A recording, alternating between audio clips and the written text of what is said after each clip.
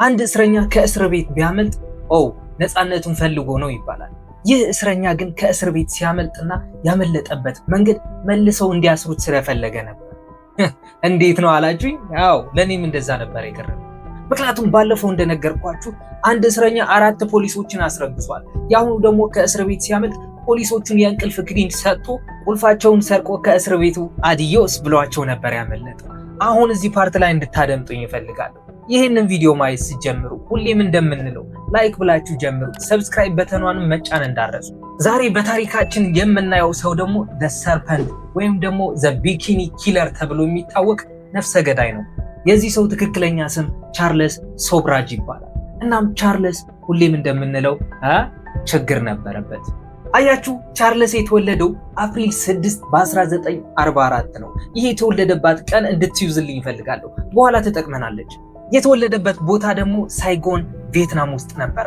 የፍሬንች ዜግነት አለው። አባቱ ደግሞ የቪየትናሚዝ እና የኢንዲያን ሚክስ ስለሆነ 5 ቋንቋዎችን አቀላጥፎ ማውራት ይችላል። ይህ ሰው በቁመናው በጣም ቻርሚንግ የሚባል መልከ መልካም ሰው ነው። ባለባበሱ ስታዩትም ይህ ሰውማ ቢዝነስማን ነው የምትሉት አይነት ሰው ነበር።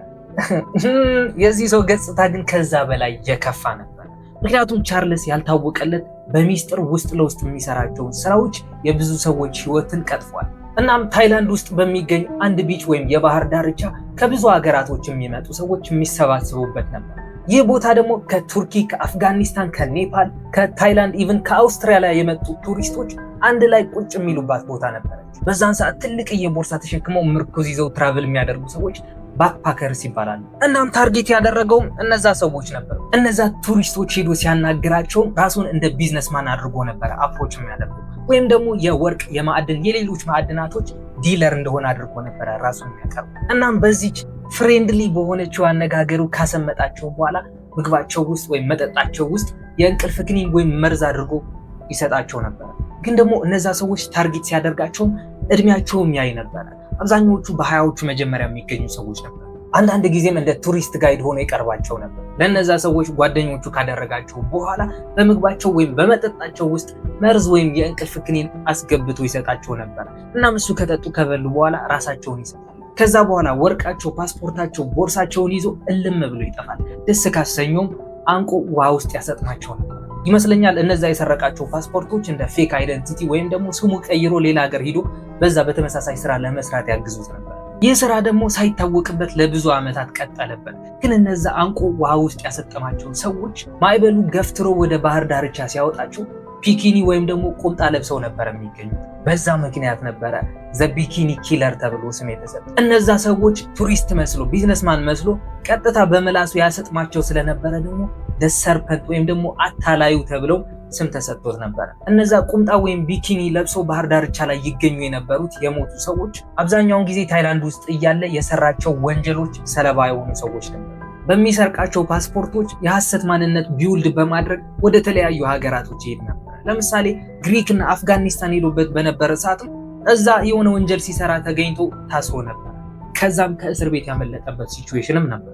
እናም ከ1975 እስከ 76 በነበረው ጊዜ ታይላንድ ውስጥ በጣም ብዙ ባክፓከሮች ወይም ደግሞ ቅድም እንደነገርኳችሁ እነዛ ትልቅዬ ቦርሳ ተሸክመው የሚጓዙ ቱሪስቶች እዛ ባህር ዳርቻ ላይ ሞተው ይገኙ ነበር። በዛን ሰዓት ደግሞ ሟቾች ቁምጣና ቢኪኒ አድርገው ስለሚገኙ እነዚህማ ኦብቪየስሊ ቢኪኒ ኪለር ነው የገደላቸው ይባሉ ነበር። ወደ ኔፓል ሄዶ በነበረበት ሰዓት ማለት ደግሞ በ75 2 ካናዳውያን ገድሎ ነበር። እነዚህ 2 ካናዳውያን ደግሞ ኮኒና ላውረንት ይባሉ ነበር። የእነዚህ ሰዎች ስምም አሁን ጠበቅ አድርጋችሁ እንድትይዙ ትፈልጋለሁ፣ በኋላ ይጠቅሙናል። ሌሎች የሚጠረጠርባቸው ሀገራቶችም አሉ። ማሌዥያ፣ ታይላንድ፣ ግሪክ፣ አፍጋኒስታን ውስጥም በተመሳሳይ ሁኔታ ተገለው የተገኙ ሰዎች ስለነበሩ እነዚህም ቢኪኒ ኪለር ገሏቸው ሊሆን ይችላል ተብሎ ይገመታል። ግን ደግሞ በቻርልስ ወይም ቢኪኒ ኪለር በሚባለው ሰው ተገለው ኮንፊርም የተደረጉ 12 ሰዎች ብቻ ነበሩ። ምክንያቱም ፖሊስ እንደሚለው ከሆነ ይህ ሰው በ20 ወይም በ30 የሰው ነፍስ ግድያ እንደሚጠረጠር፣ ግን አብዛኞቹ ማስረጃ ስላልተገኘበት በ12 ብቻ ጸንቶ እንዲከሰስ ይደረጋል። የዚህ ሰውዬ መጨረሻማ አያምርም፣ ነፍሱም አትማርም የምትሉ ከሆነ ልክ ናችሁ። ምክንያቱም እንዴት መሰላችሁ? በ1976 ኒው ደልሂ ወደምትባል የህንድ ከተማ ይሄድና በግሩፕ የሚንቀሳቀሱ የፍሬንች ተማሪዎችን ያገኛል። እነሱንም ሄዶ አፕሮች ያደርጋቸዋል። ሁሌም እንደሚለው አድርገው አሰመጣቸው። አብረው ምግብ ለመብላት ለመጠጣት ይበቃሉ። ከዛን ጊዜ በኋላ ነበረ ምግባቸው ውስጥ የእንቅልፍ ክኒን ሳይሆን መርዝ ጨምሮ ነበር የሰጣቸው። እነዛ ፍሬንች ተማሪዎችም የሰጣቸው ምግብ በልተው ፍንግል ብለው ሲወድቁ አንድ ተማሪ ግን ሰርቫይቭ ያደርግና ፖሊስ ጋር ይደውላል። እንደ እድል ሆኖም ያ ተማሪ የቻርልስ ፊት ያስታውሰው ነበር። ስለዚህ ፖሊሶችን ሲያናግራቸው በደንብ አድርጎ የቻርልስ ፊት ዲቴይል ነበር የሰጣቸው።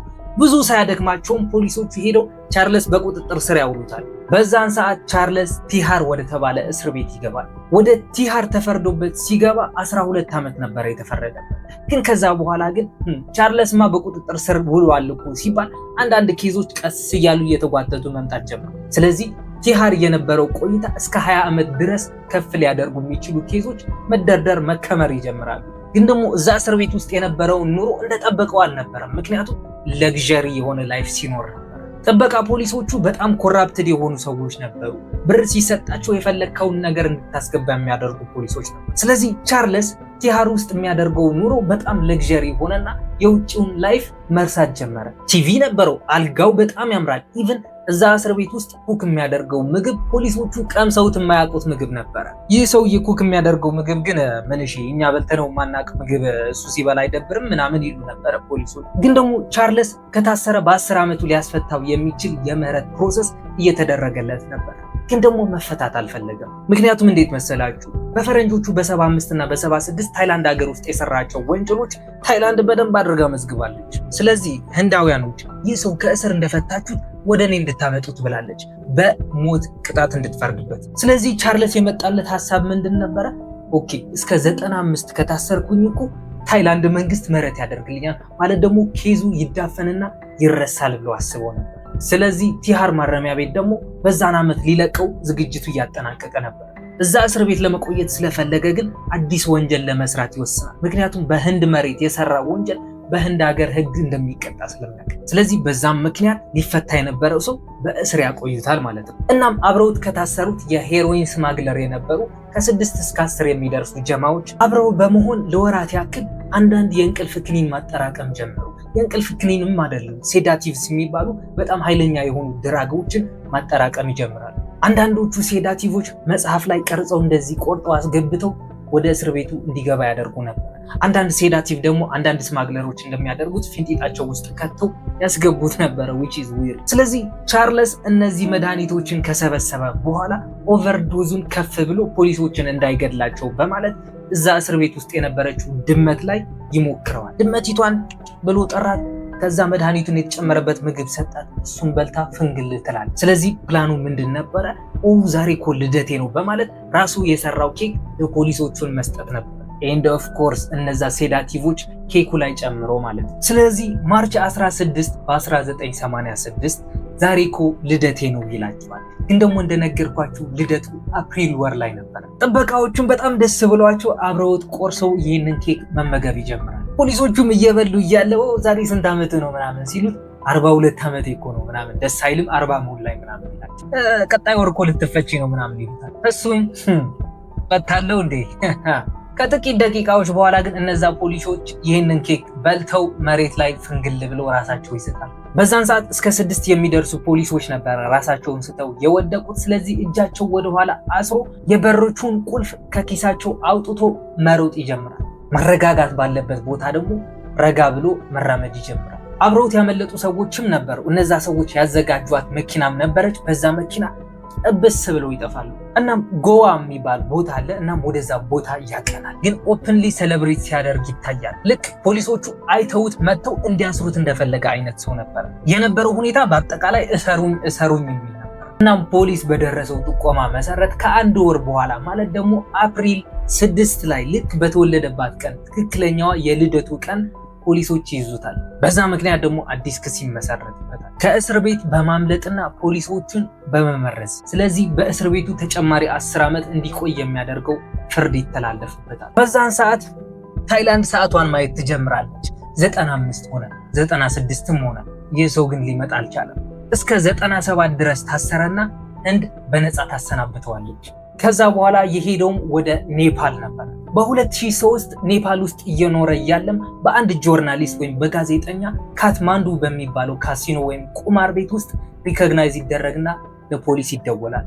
እናም እስከ 2004 ድረስ በእስር ከቆየ በኋላ መጀመሪያ ላይ የነገርኳችሁ 2 ካናዳውያን ገሎ ነበር አላልኳችሁ? ኮኒና ላውረንት የሚባሉ በነዛ ሰዎች ነፍስ በማጥፋት ደግሞ ሌላ ክስ ይመጣበታል። በእነዚህ 2 ሰዎች የነፍስ ማጥፋት ምክንያት እዛ ተፈርደውበት እስር ቤት ውስጥ እያለም በ2014 ከአንድ እስረኛ ጋር ተደባድቦ ገሎት ሌላ ተጨማሪ ዓመትም ተጨመረበት። በአጠቃላይ ከ19 እስከ 20 ዓመት ድረስ ሰርቭ አድርጓል። በኋላ ዲሰምበር 21 2022 ላይ የኔፓል ጠቅላይ ፍርድ ቤት ይህ ሰው አርጅቷል ምናምን ይለቀቅ ይላል። በዲሰምበር 23 2022 ወደ ፍራንስ ዲፖርት ይደረጋል። ምክንያቱም መጀመሪያ እንደነገርኳችሁ ይህ ሰው የፍሬንች ዜግነት ያለው ሰው ነው። ይህ ሰው በጣም የሚያጠቃቸው ሰዎች ወይም አይኑ ውስጡ የሚገቡ ሰዎች አውሮፓውያን ነበሩ። ምክንያቱም አውሮፓውያን ደግሞ በጣም አድቬንቸር ይወዳሉ። ብቻ ግን ስለዚህ ሰው ሞር ማወቅ የምትፈልጉ ከሆነ ወይም ደግሞ በሌላ ይዘት ይህንን ታሪክ መስማት የምትፈልጉ ከሆነ ኔትፍሊክስ ላይ ዘ ሰርፐንት ተብሎ ዶክመንተሪ ተሰርቶለታል። እናም ይህን ታሪክ እንዴት አያችሁ? ሀሳብ አስተያየታችሁ ኮመንት ላይ ያስፈልገኛል። ይህንን ቪዲዮ ላይክ ማለት እንዳረሱ፣ ቻናሌም ሰብስክራይብ በማድረግ ቀጣይ ባበደ ስቶሪ እስክንገናኝ ድረስ ይመኝ።